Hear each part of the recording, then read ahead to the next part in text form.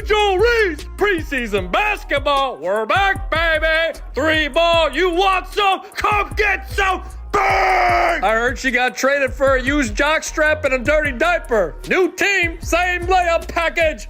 Bang! How about them eyeballs? You know what they say, free throws ain't free. How about it? Bang! They say second time's a charm. Bang! No, it's not. How about the third time? Bang! Angel Reese came back to Chicago for one reason, to prove they made a mistake. Instead, it turned into something much worse, because this wasn't just a bad game. This was a statement game that completely backfired. Oh no, folks. It seems as if Chicago didn't really want to spend $12 to watch this preseason game in person. They didn't want to see the epic return of their #1 star that got traded away coming back.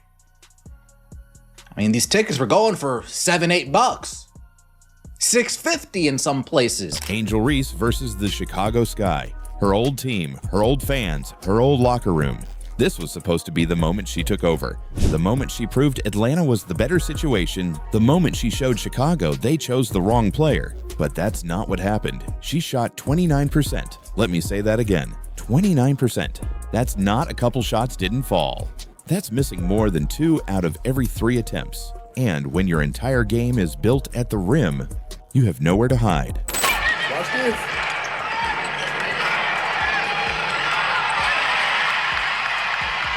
Uh-oh, now look, it's our time. Listen, when Caitlin had her preseason game, y'all wanted to come put stuff in our face and clown us. Well, guess what? Now it's time for y'all to get the same treatment. So tell me why in Angel's first preseason game, and it went exactly how I told y'all it would, she shot 28% in the paint.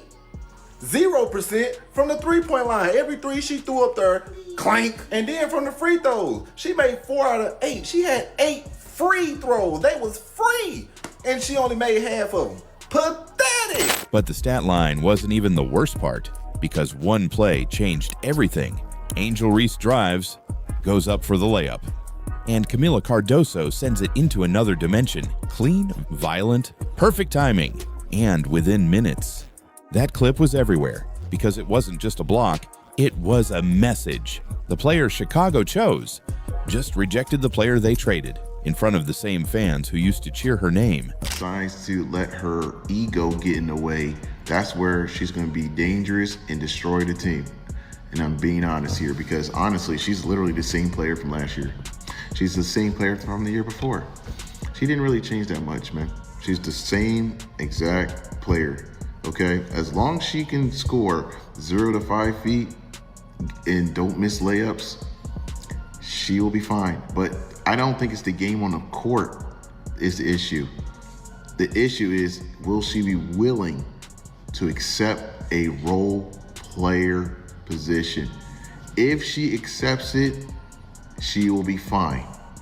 If she don't, there's going to be huge problems. This is going to be called Atlanta nightmare afterwards. I'm telling you, that's what it is. It's going to come down to that. Is she willing to accept her role?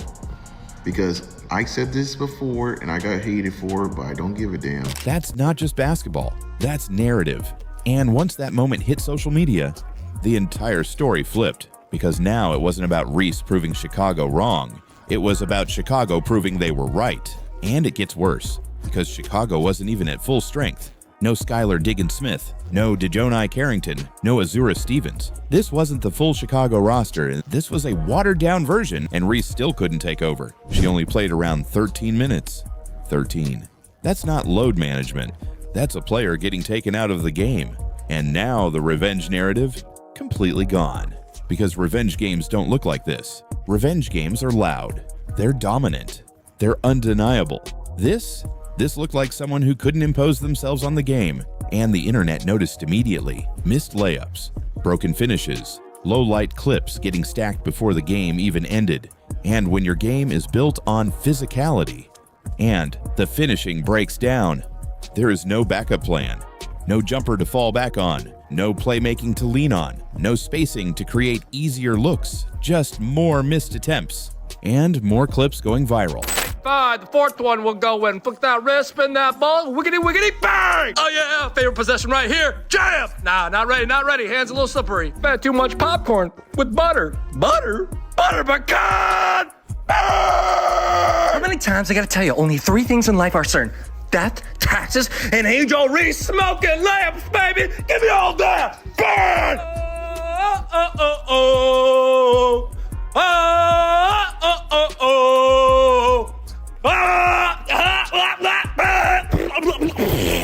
But here's the part nobody wants to say out loud. This didn't start in this game. This has been building for 2 years. Because while Reese was talking about a fresh start, Chicago was already moving on. The second she was gone, everything changed. Skylar Diggins-Smith signed, Dejonai Carrington signed, Azura Stevens signed, Rickia Jackson joined the roster. That's not random. That's not coincidence. That's a franchise resetting its identity. And then came the coldest move of all. Chicago gave her number away, just like that. No hesitation, no ceremony, no wait and see. That tells you everything, because teams don't move like that unless they are completely done. And now fast forward to this game, the return, the revenge, the statement opportunity, and instead she gets blocked, shoots 29%, plays 13 minutes, and walks into a completely different narrative. And if that wasn't enough, she skipped pre-game media, empty chair, before the game even started. Not good, not good. The Barbie, Angel Reese, the lean, mean rebound machine, the queen of me-bounds, is letting it be known she will not be playing nice with any Atlanta media. The Atlanta Dream media is already being shunned away by Angel Reese, as she lets it be known, I'm not dealing with none of y'all. I don't want to deal with none of this. I think this is a bad look already. This is a bad look. The Atlanta media has not done anything to Angel Reese at this point in time. You got a big star, in her own right. You have a star coming to town, and for the media to basically her to say they're not going to have any access to her. Think about that. First game back, all eyes on you, and you're not there. That doesn't look like confidence. That looks like someone who already knows this might go wrong. And when it did go wrong, there was no way to control the story, because once the game starts, the tape tells the truth. Now here's where it gets uncomfortable, because there's another player from that same draft class, same timeline, same opportunity window, Caitlin Clark. And the gap is getting wider. Clark shows up after bad games, answers questions, takes accountability, builds trust, builds a team, builds a system that actually wins. And the results speak for themselves. Playoff appearance, stronger roster, free agents wanting to join, real momentum. While Reese, new team, same questions, same weaknesses, same narrative. And that's why this game mattered so much, because this was her chance to flip it, her chance to prove everything was different now. Instead, it confirmed everything people were already saying, that when the spotlight hits, the results don't match the noise. And that's why that one block went viral, because it wasn't just a play, it was the entire story in one moment. Chicago chose Cardoso, Chicago moved on from Reese, and in 1 second, that decision got validated on live TV. So now the real question is simple. Was this just a bad game, or is this exactly who Angel Reese is right now as a player? And more importantly, how much longer does Atlanta keep betting on this version? You obviously have a player like Caitlin who's on the team. I have to ask, when did you first hear about her, and then what were your first impressions of her when she got to campus? Yeah, she had come on a couple visits, and she was like a big name in Iowa.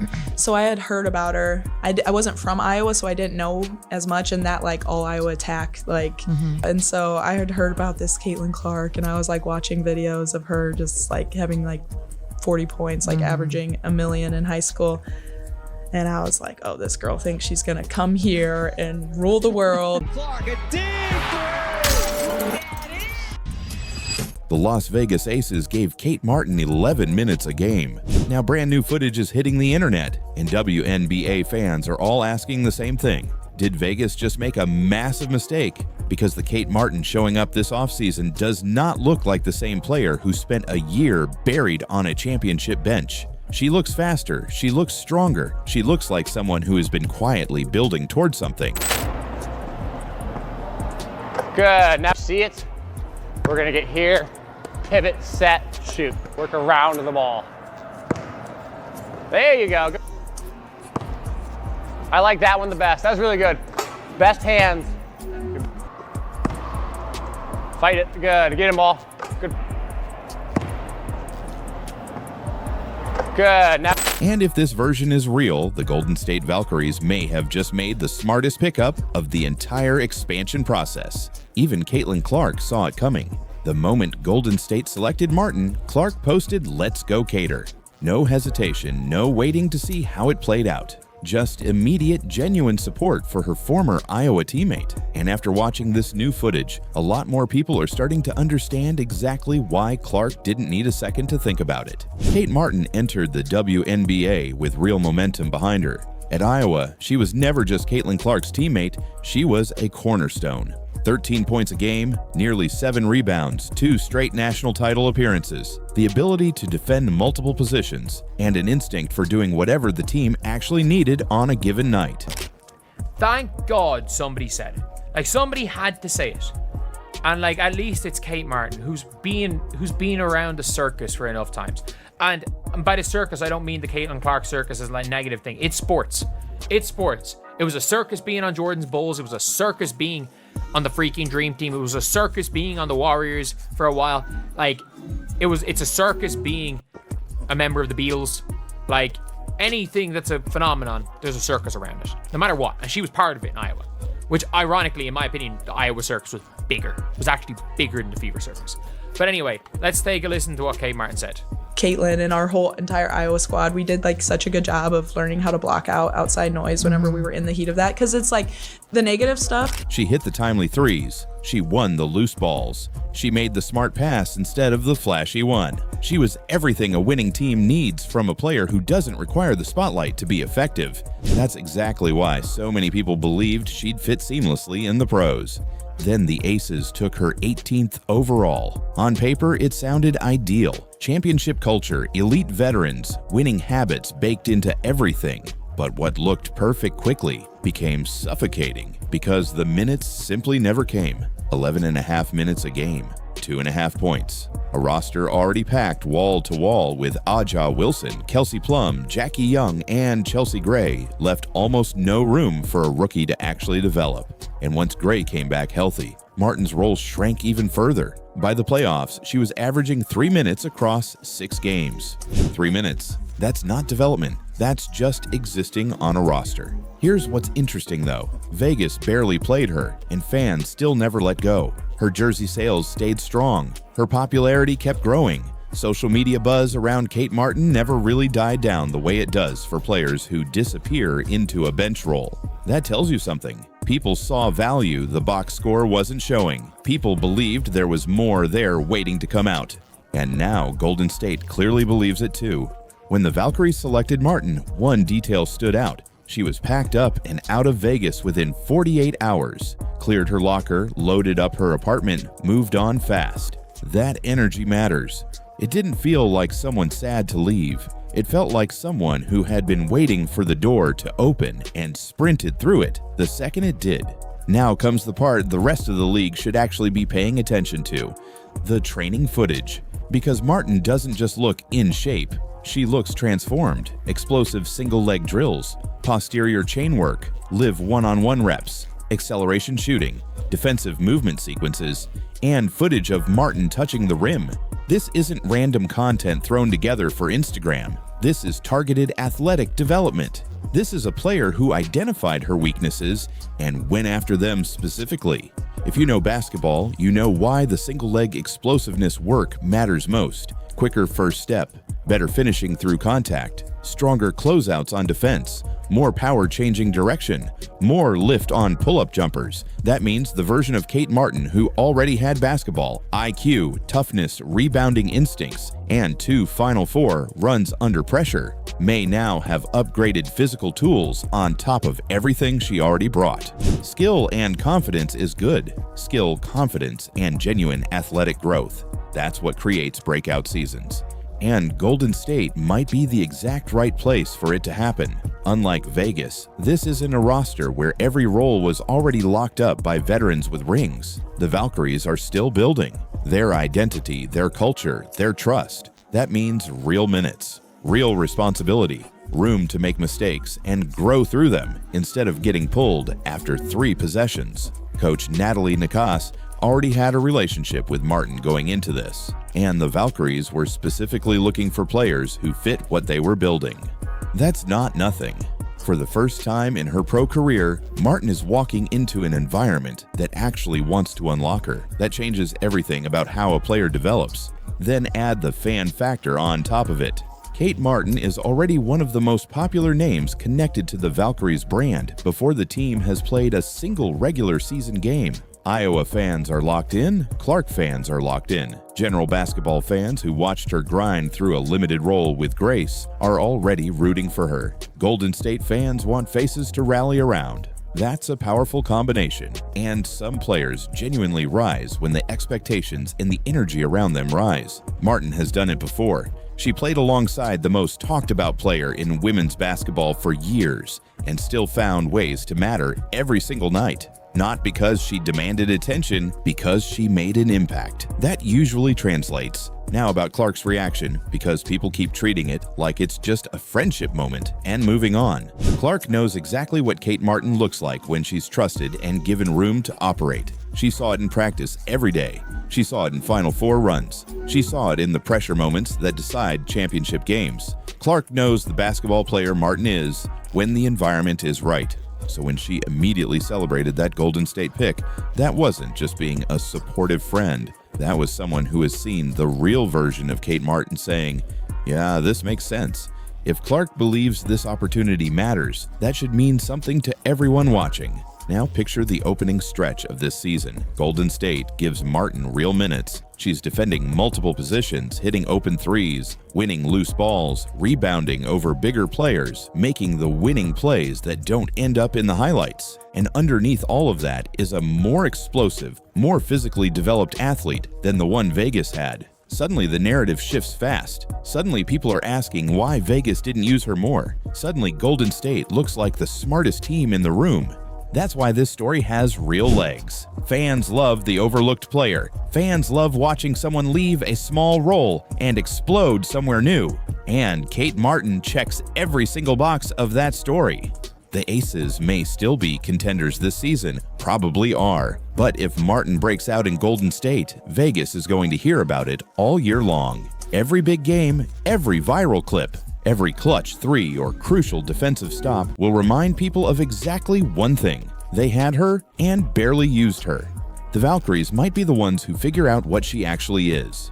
And if this new footage is any kind of preview, the rest of the WNBA should be paying attention right now, because Kate Martin may not just be improving this offseason, she may finally be arriving. So I want to know, did the Las Vegas Aces make a massive mistake with Kate Martin? And is this the season she breaks out with Golden State? Drop your thoughts below. And if you're still watching, comment Money Martin. Now I told y'all, the Indiana Fever don't look too bad, baby. My goodness, they put hands, feet, kneecaps, ankle brace, a whole everything all over the whole city of New York. So Brennan Unescu and Brianna Stewart looking like ancient people. Clark, a deep She scored the first basket of the game, 9 months away from professional basketball, 2 surgeries worth of recovery, an entire season stolen by injury. And the moment Caitlin Clark stepped back onto that court against the New York Liberty, she scored the very first basket of the game. Hit it all the way to Billings. Billings down low, hands it off to Clark. Clark being guarded by Gardner. Puts the floater up and rattles it in. I really like the aggressiveness, and you can hear the crowd just getting into it. The crowd lost their mind, and honestly, so did the rest of us. But here's the thing, nobody is talking about this morning. What happened after that shot is actually the more interesting story. Stick with me, because this one goes deeper than the highlight reel. Let us set the scene. Okay. Preseason has finally kicked off. The Indiana Fever go into New York, and walk out of New York with a W in hand. Things that I liked. April 25th, 2026, the Indiana Fever opening their preseason against the defending Liberty, and Caitlin Clark playing in her first WNBA game since July 15th, 2025, 9 months and 10 days ago, walking out onto that floor with every camera in the building pointed directly at her. She admitted she had nerves, said it herself before tip-off, but she also said this, and I want you to remember this line: "This isn't a real game. I understand that, but that's how we treat it, like a real game." How much do you expect to play today? Can you talk about that? Yeah, like 20, 25 minutes is probably what you're going to see. Not like a minute restriction or anything like that. Just, wanting to see some other lineups of people that are, trying to make the team and giving them opportunities as well. So that's still a good amount of minutes. I expect to be out there, and basically I'm pretty sure we're playing on treating the first half like a real game, and I expect New York to probably do the same. And then, second half, a lot of other people are going to get some run. So, but yeah, I expect to play a good amount. That is not a player easing in. That is a competitor. And it showed from the very first possession. Clark received the ball, attacked the paint, and scored. Just like that. First touch, first basket of the entire game. The building erupted, and then, 2 possessions later, she did the thing that has become her signature. Pulled up from 29 feet, stepped back, released it flat and clean, and watched it disappear through the net. Yes, she is a knockdown shooter. She is feisty over there, making the offensive foul. Clark takes the 3 and drills it. Oh my! Behind the back. There's not a question that she has come up in this game, getting right early. 2 possessions, 2 makes. She looked like she had never left. And then the shooting stopped. Her final 8 shots of the game, all misses. 2 for 10 from the field overall, 1 for 5 from 3. After those 2 opening makes, Clark could not buy a basket. Now here is where most channels are going to frame this as a problem. They are going to clip the misses, write the hot takes, and tell you the rust was showing. I want to give you the actual story. Clark played 17 minutes, all in the first half. 17 minutes, managed carefully by the coaching staff, in a preseason game against a full-strength Liberty team. She had 0 turnovers. She had 4 assists, 3 rebounds, and a block. She finished +1 on the court. And when the fourth quarter came around and Indiana needed to close it out, they did not need her to do it. Shatori Walker-Kimbrough scored 9 points in a 21-4 closing run. Kelsey Mitchell and Walker Kimbrough each finished with 18 points. Sophie Cunningham dropped 13 off the bench. The final score, Indiana Fever 109, New York Liberty 91, an 18-point blowout. This is the part that should genuinely excite every Fever fan watching this. For the past year, the narrative around Indiana has been simple. Caitlin Clark is the team. When she goes down, the team goes down with her. The 2025 season seemed to prove that point. 13 games for Clark, a season that went nowhere. But what happened on Saturday? Clark played half a game, shot 2 for 10, and Indiana still won by 18 against the New York Liberty.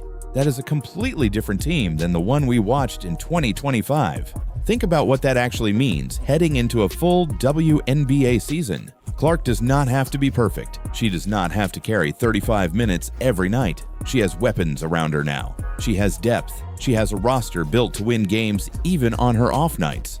And every great player has off nights.